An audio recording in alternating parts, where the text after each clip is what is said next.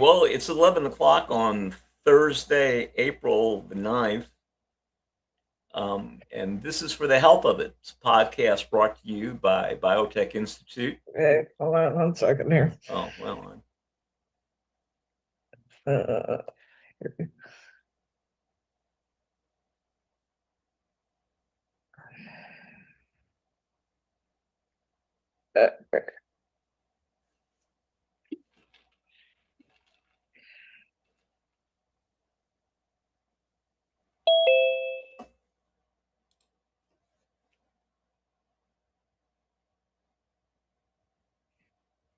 you ready? yep. Okay. Good morning. Welcome to this for your health, or for the health of it.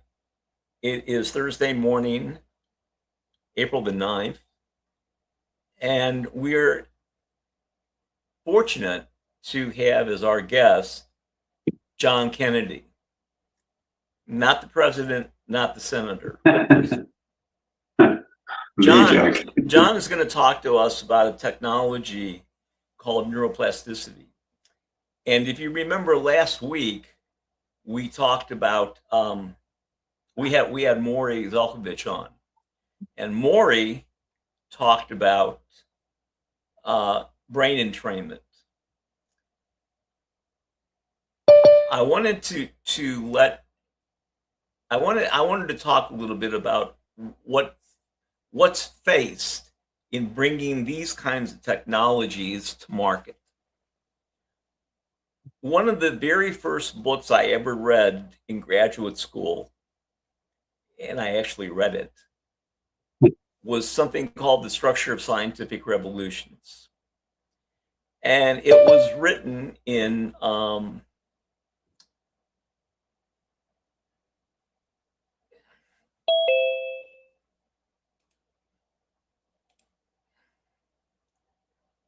and it was written in 1968. I read the book in 1971. And this was written by a professor from the University of Chicago. And he pointed out that very little progress is made in research because we have something called a paradigm. And the paradigm is like every 20 years. So the reason is we have this model that we have to go out and we have to do double-blind studies and prove everything. And if you don't have that, then the research isn't any good. So here is I want to point out about the brain. I've been studying the brain and working with the brain since 1971. We knew that you could fix brains. I knew that in 1976. I knew we could retrain the brain and reformat it around 1987. That we could actually take a person whose brain is seriously injured and put them back in the population. In 1990, the National Academy of Neuropsychology and the American Psychological Association said that the 1990s is the decade of the brain. And it's interesting that both you and Maury came around in the 2007s. Mm-hmm. Yeah. In my work, I had been using subliminal hypnosis in my work, using electricity and magnetics and the other things that went into it. So I was happy to see what Maury was doing. I'm more excited. I'm equally excited to hear what you're doing. Sure. Now, so why don't you tell people about what you do? You're a neuroplastician. You might start with how you got that name. what that name, first of all, I want to say Maury's is awesome. I love the stuff that Maury's doing. He's way out there, really powerful stuff.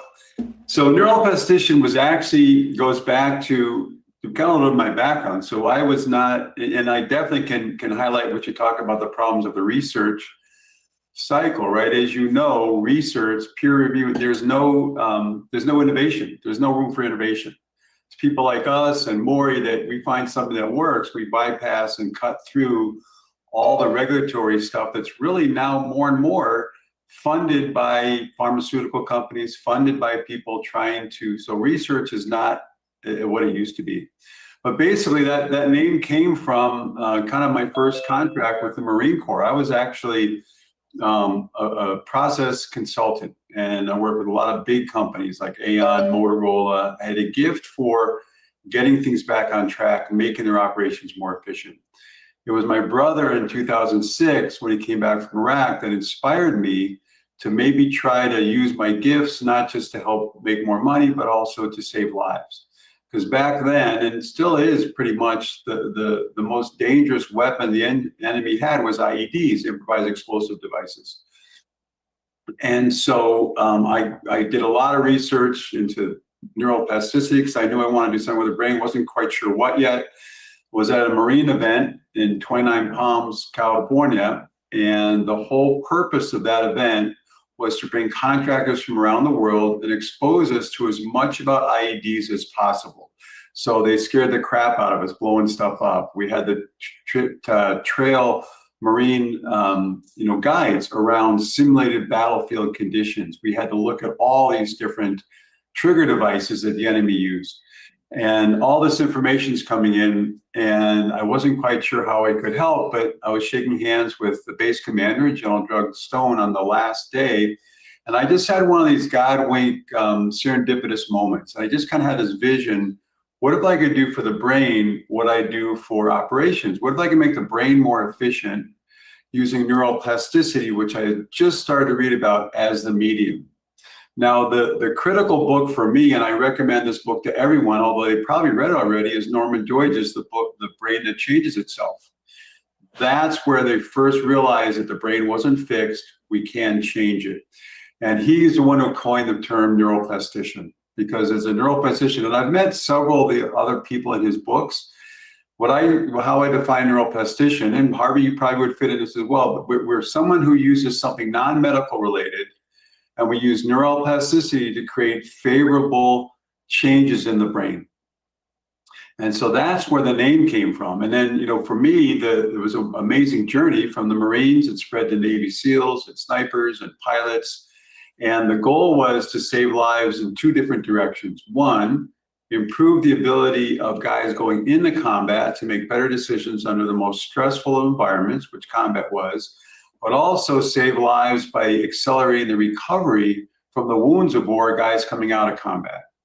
And so two completely different aspects, but because everything flows through our brain, the same program helps both ends of that spectrum.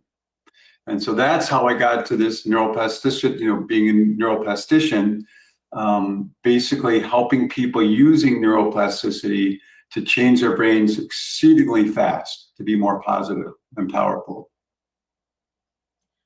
Tell me how your system works, how your approach works.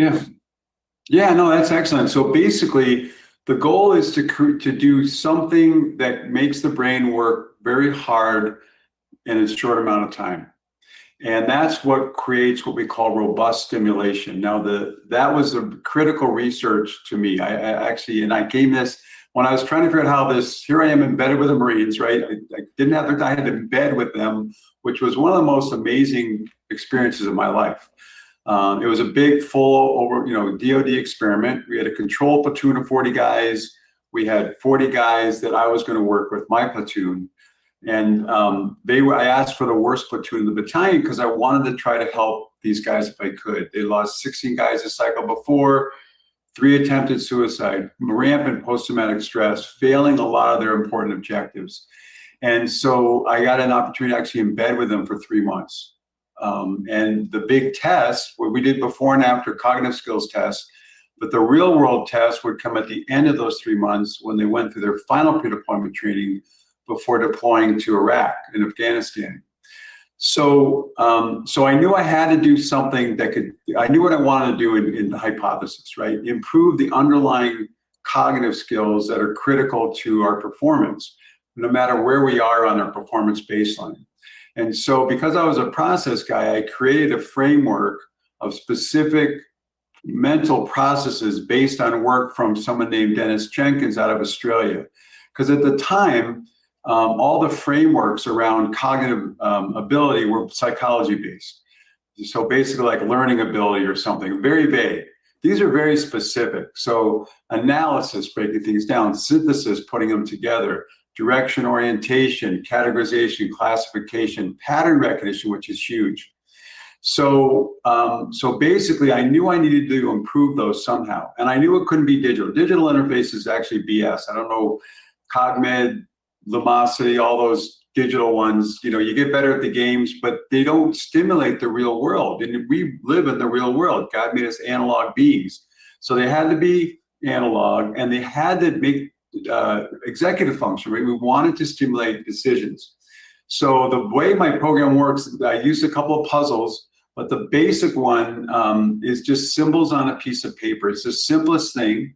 My daughter was 5 at the time when I developed it. I wanted her to be able to do it. And what I realized, again, I'm a consultant. I'm not, you know, I'm not a neuroscientist, although I've had many neuroscientists help me. I just experimented to get something to work.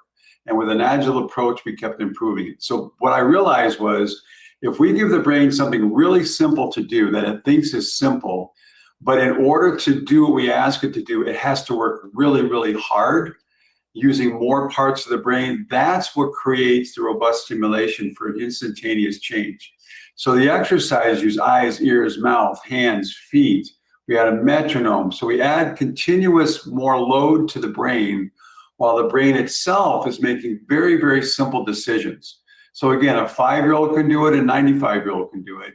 But in order to do that, every time we go a little bit, we go through the exercises, each one's a little bit harder than the one before, and that's what creates the brain changes. So the interface is simple, and I work with people all over the world via Zoom. I do it in person.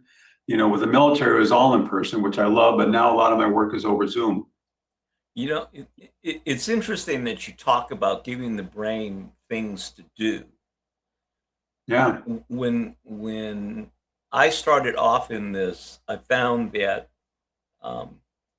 we worked with kids who were called minimal brain dysfunction. And it wasn't minimal if it was your brain, but that's another story.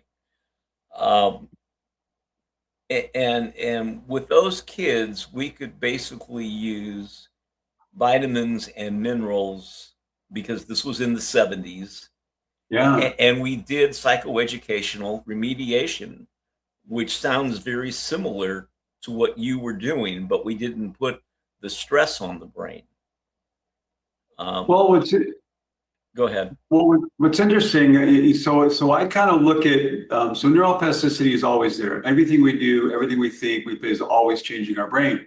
And so my model kind of has 3 different levels of that based on what a computer might be. So the things that we do, so, you know, a pitcher throws a ball 10,000 times. He gets better at it, right?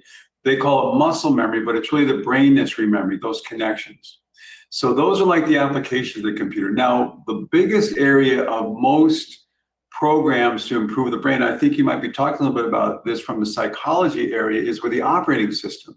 Yes. Right? So the operating system is huge. Operating system is everything flows through the operating system. And so that's why NLP, mindfulness, meditation, visualization, all those things deal with the operating system level of the computer.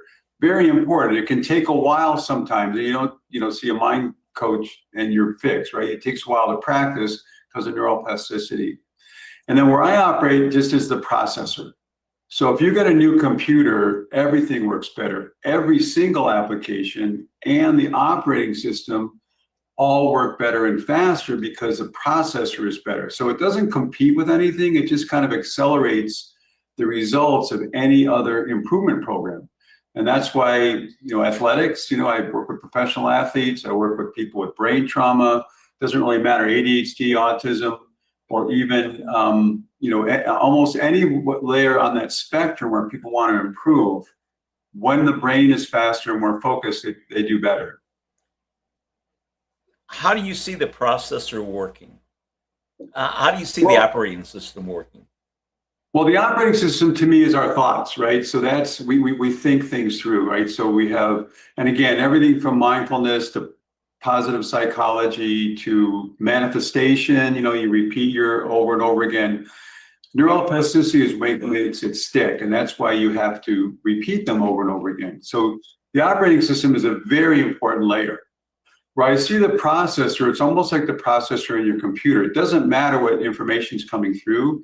You're just making it faster. And in order to do it faster, you have to improve your focus. You have the ability to break information down and put it together. And again, the type of exercises are the ones based on this robust stimulation. So it changes fast. I can typically help anybody improve their processing speed. And we use a metric we validated for 15 years now, by 10 to 20% in an hour. Right? I had someone on yesterday and it was like 30%. So when your brain is processing faster, everything else works better as well. All your psychology work you're doing, that's so important, that does better. If you're a baseball pitcher, you throw the ball better. Everything works better because your brain is faster.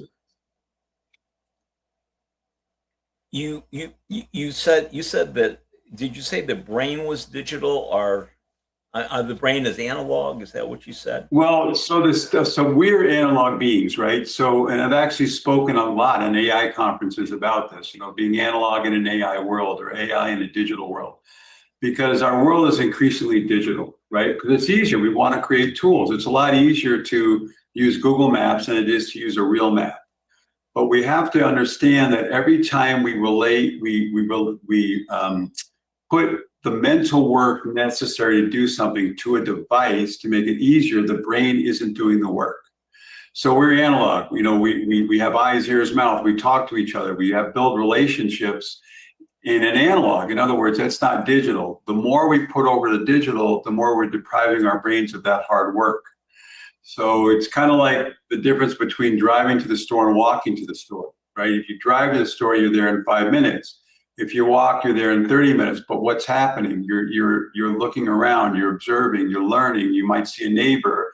All these things are happening to stimulate your brain's connections that you don't get when you're driving in a car. And that's just an example. But that's why the program is based on analog connections to the real world. That's why we engage eyes, ears, mouth, hands, feet, so that those connections are the ones that get stronger.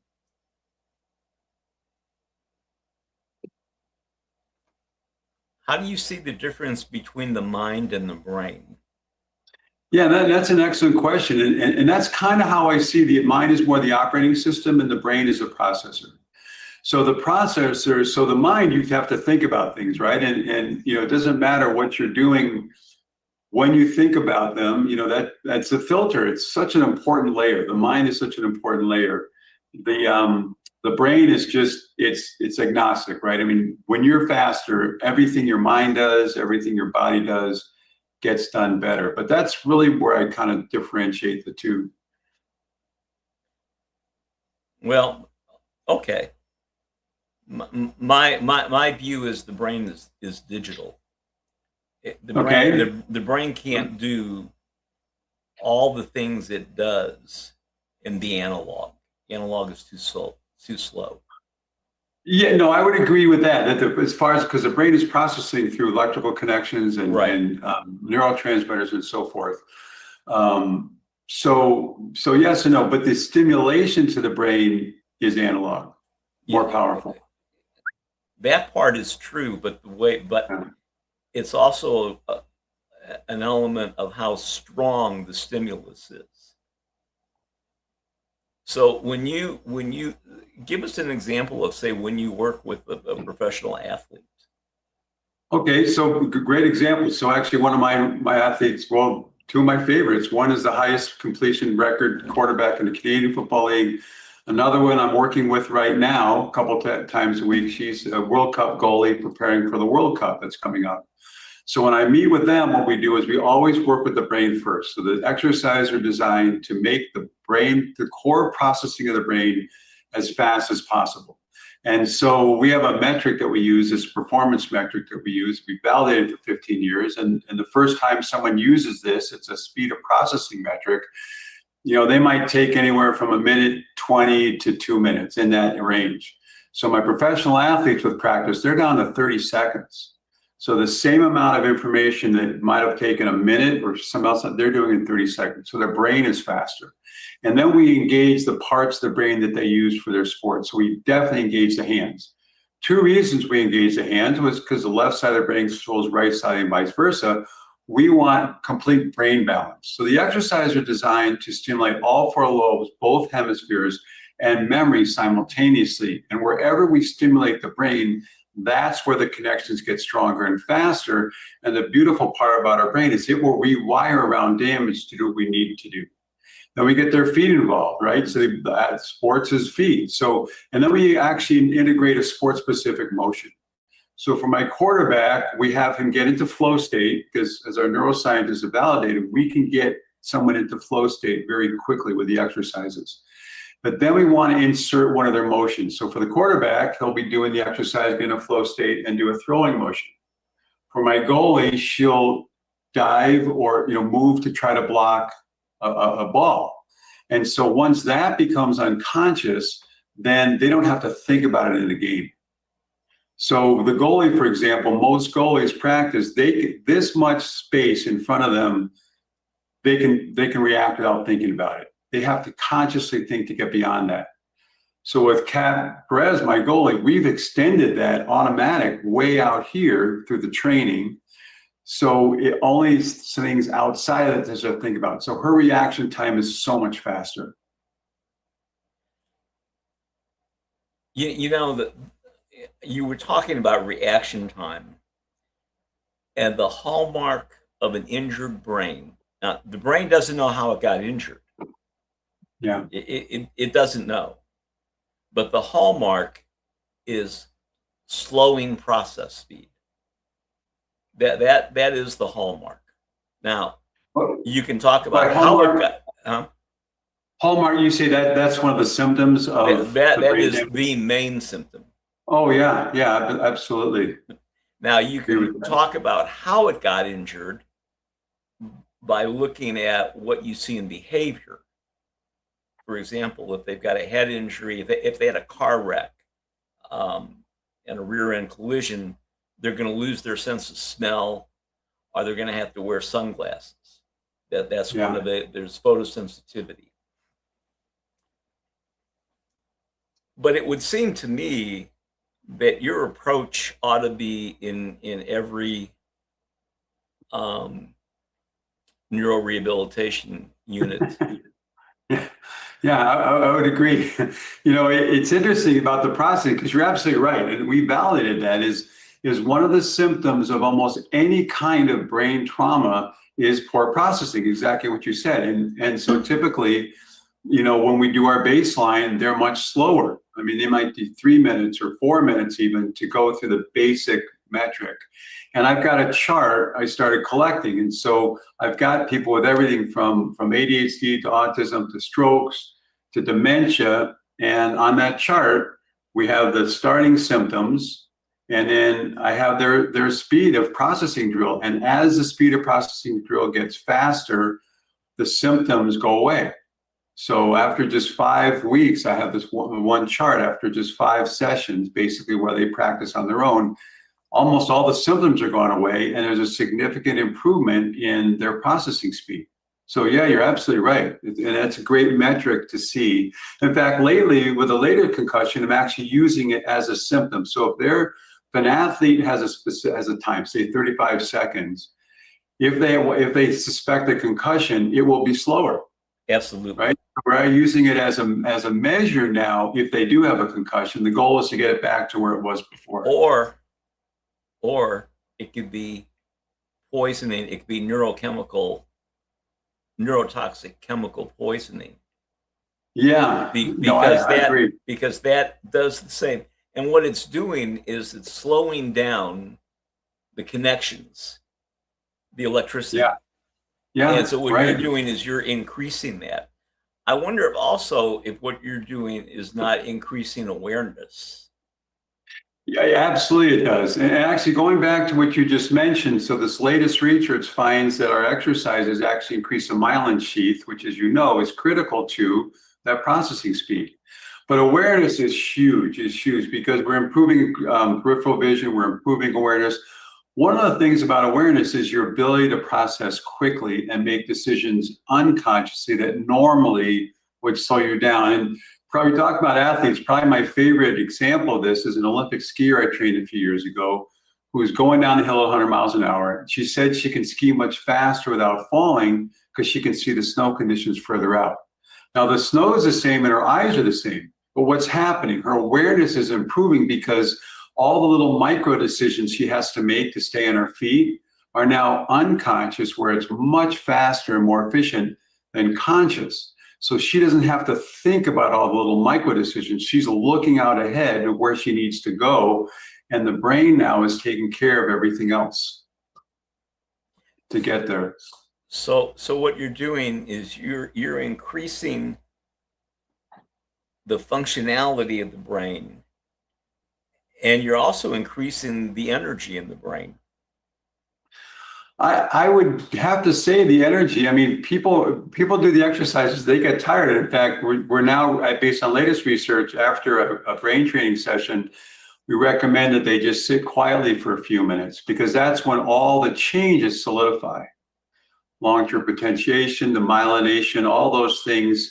So yeah, and the brain does work really, really hard. Although what's ironic about that is because we're releasing dopamine and endorphins, most people actually laugh when they do the exercise, which is kind of fun. They laugh, they do them. All of a sudden they're tired. Sometimes people start yawning, and I say, that's okay, you can yawn. It's your brain working hard. And then they rest for a little bit, and then the changes are almost immediate in their life. So you also, while you're creating these new connections, while you're creating these new connections, you're also increasing the electrical activity in the brain. Let me ask you a question. If you follow up with these people 5 or 10 years later, do they still have the same level? Yeah, they do. It's interesting. So our very early research found that these changes are permanent. They become the new baseline though. So people now expect this better behavior, which is great. I've had Marines from 15 years ago reach out to me and telling me how much this has helped them get through traumatic experiences, how much it's helped them in their jobs, how much it's helped in different things. And I'll do a quick baseline assessment of the processing speed just to see where they are. And they're all within a few seconds of where they were 15 years ago. Now, the other thing, it's interesting, based on what you just said, one of our neuroscientists from Harvard who went through this said he felt it was the most, this might be related to what you're talking about, with the electrical. He said he felt this was the most powerful anti-aging program because it increases blood flow through the brain so significantly. And so what happens when we get older, the capillaries that feed our neurons dry out, we lose the neurons, lose our memory. So a lot of people actually sometimes can actually feel the pressure in their head. And we actually put an HEG on a 76-year-old man. HEG measures blood flow through the prefrontal cortex, and we can see a definite increase. What that means is that's just a sign of all the powerful connections that are being made, because that draws blood to fuel all these different changes that are being made. I wrote that in the paper, and I can still show you the arrows in my back. Oh, good. Okay, good. Yeah. And I wrote that in the 1990s. Yeah. That basically what we were doing that with PEMF, pulsed electromagnetic fields. Yeah. And we were using that to treat a head injury and to treat depression. Yeah. And they said, well, why does this work? And I said, well, my belief is that you get people to heal by increasing blood flow because blood Yeah. heals, and by Yeah. having in the blood what's needed to make it heal. Yeah. Yeah. So they didn't like that very much. No, but that's true. It's exactly true. Well, I know, and Yeah. I had the documentation to show that. Yeah. And the people that we treated with chronic pain and chronic fatigue and head injuries and whatever else. Yeah. But we didn't use pharmaceuticals. Right. Right. That's why they didn't like you, because they weren't making any money on it. Yeah, it was more than not like. Yeah. You know, here's the thing though. It's interesting that you say their mind still works.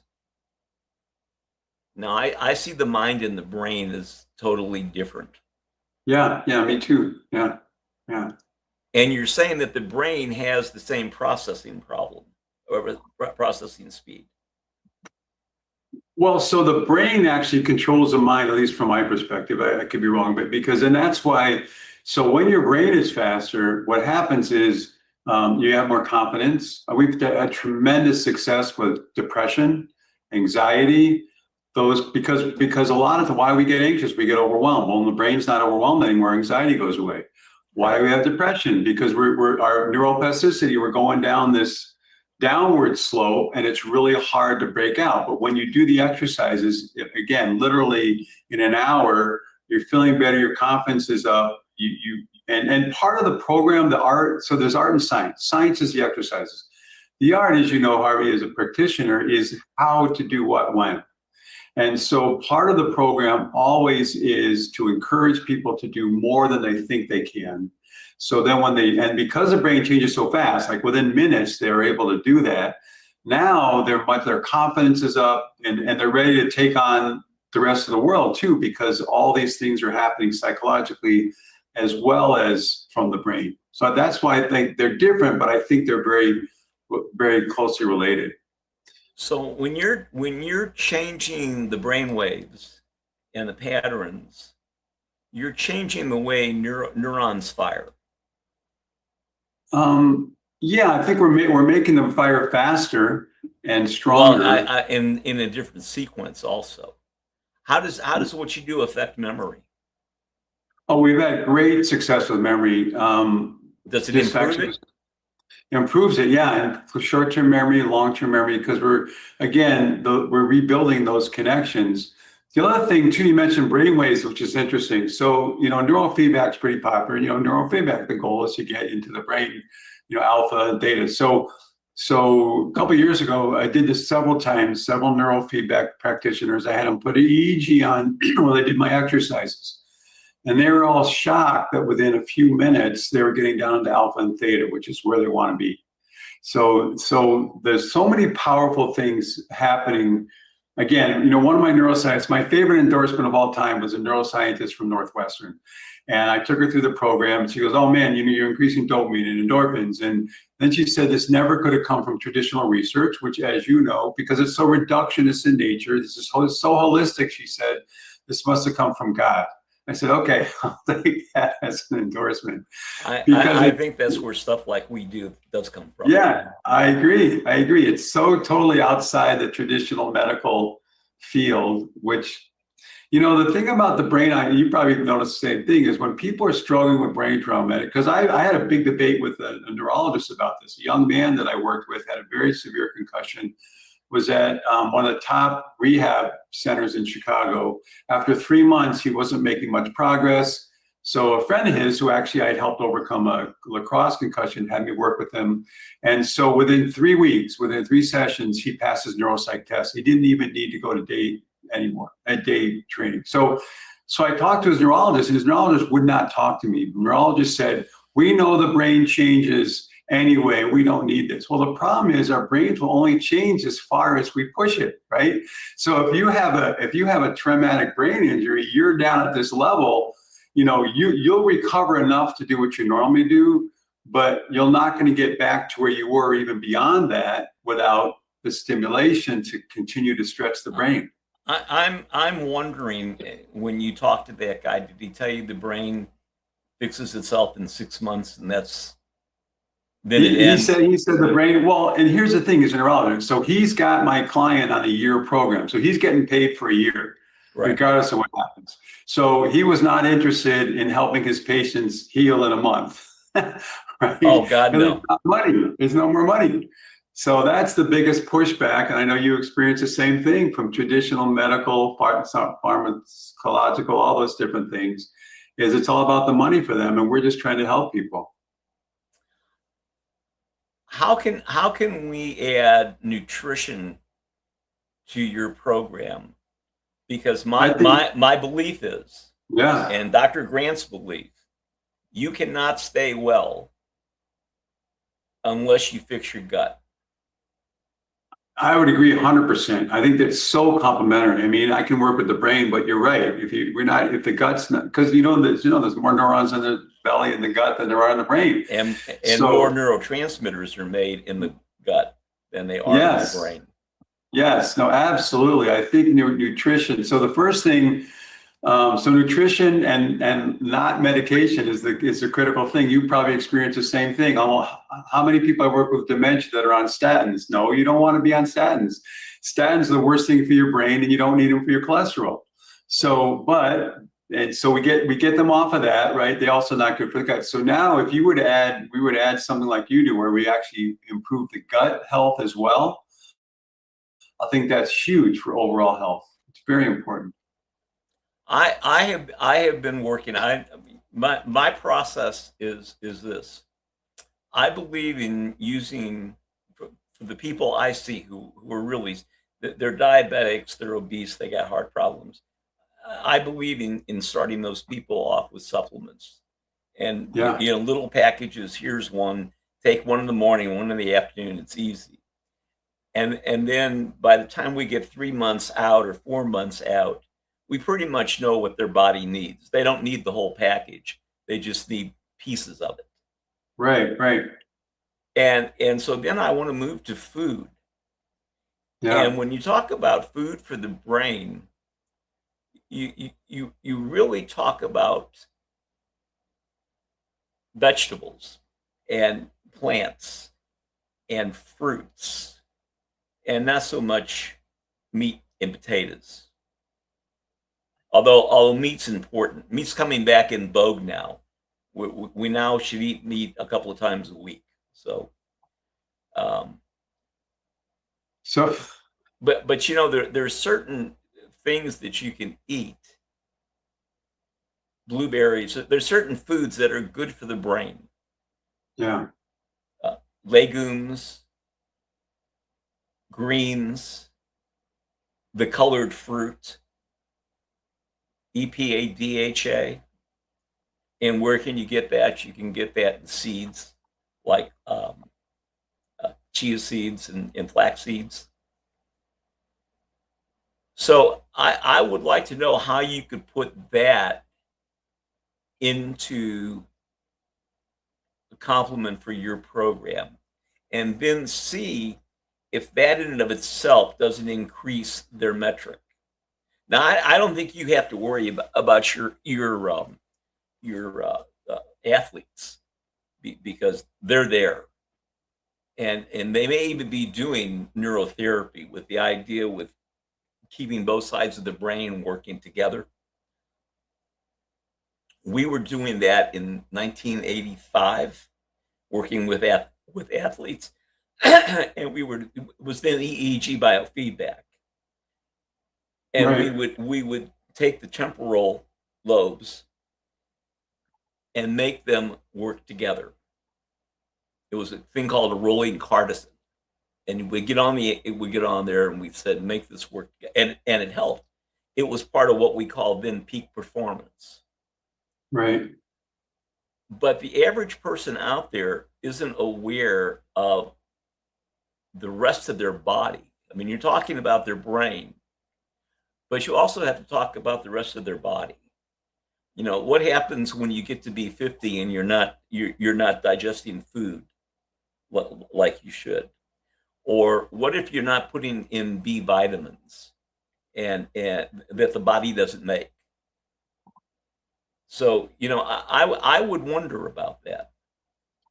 Well, so one of the things, you're absolutely right about the whole body. So that's one of the reasons why my program has involved all parts of the body and brain. So we do use left brain, right brain. We mean the athletes in particular, with anybody, but it's pretty much about focused on the brain. So that's why we get such results so fast. Now, I have no doubt that nutrition would help people's overall health for sure. I know Dr. Grant has a pretty amazing assessment where he can assess like all parts of your body and everything. It's pretty amazing.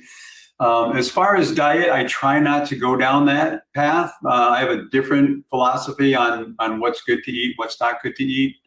To me, the healthiest is grass-fed beef. You got everything you need there with along with some organic fruit, and you can pretty much provide everything you need. But the problem is, we both know, is that people eat junk. Right. So for most people, whatever healthy diet they go on, it's going to be better than the junk food they're eating now. That's what is destroying their gut. And I guess that leads to my question of, if you work with these people and you increase their brain functioning, Yeah. what happens when they go to McDonald's and have a hamburger, French fries, and a milkshake? Well, that's a good question. Now, fortunately, the physical changes we're making in the brain are permanent. So, but as you know, if they go eat a bunch of junk at McDonald's, they're going to have brain fog. They're going to, they can run through some exercises to help. But if I don't educate them on nutrition, I'd be happy to send them to you, because I think that's an important part of that. And quite frankly, I just take it for granted. I take it for granted that if people are going to invest in helping their brain health, they're also concerned about their food health and exercise. Exercise is huge for the brain, right? So Absolutely, there are very important things that they can be doing to do that. But yeah, I went to a seminar that one of my brethren, PhD psychologist, put on, and his question was, does exercise help the brain function better? I hear this stuff and I just shake my head. And yes, it helps because you're increasing blood flow to the brain. But here again, you were talking about the reductionistic, and he wants to know which exercise at which time and how much of it is gonna help. And that's the problem with science. Yeah, right. And you had to wait until you had quantitative EEG to really get into the work that you were doing, or you're doing, that I was doing. I was fortunate that where I did my training, the chief of psychiatry was one of the people who started quantitative EEG and developed it. And I happened to meet up with him in Melbourne, Florida, in 1988. Go figure. Yeah. And we ended up collaborating. I ended up working for him. I guess, or working with him. I learned a great deal because he knew the brain and knew what happened, and I learned from him. But that science, see, here's the thing: you had to have the science developed so they could ask the questions. I asked the questions. There was no science, and they said, "Well, you're an idiot." Well, right. I can show you. I can show you people. I was using electricity and magnetics to treat chronic pain. Yeah. And there was a woman who had 2 years she laid in bed. 2 years. Wow. I don't remember why, but she fell or something. And all she did was, all the orthopod could do for her was give her pain pills. Right, right. So she was on our program. She did the 2 weeks at home. She came in, and after the first week of the magnetics, pain was gone. Yeah, it's great. Yeah. Yeah. She goes back to her orthopod and she tells him what happened. And he says, oh, he didn't do that. The pain pills finally started working. Now, Right. you know, Right. I just rolled my eyes at that. She knew Yeah. what happened. Right. Right. But that's the kinds of things we've got to do. We really have to we really have to get this stuff out, and it can Yeah. get out Right. now without the FBI coming to see you. Right. Right. So you want to do this? You want to see if there's any comments that people have? Yeah, absolutely. And I think one of the things that's happening is because of RFK and because of the COVID scam, people are more open to alternative health methods, which I think is important for that. Yeah, I want to talk a little bit about RFK. He's got a worm in his brain, and they see it, and they see it on MRI. Yeah. He also sold heroin out of his dorm room at Harvard. Yeah, that was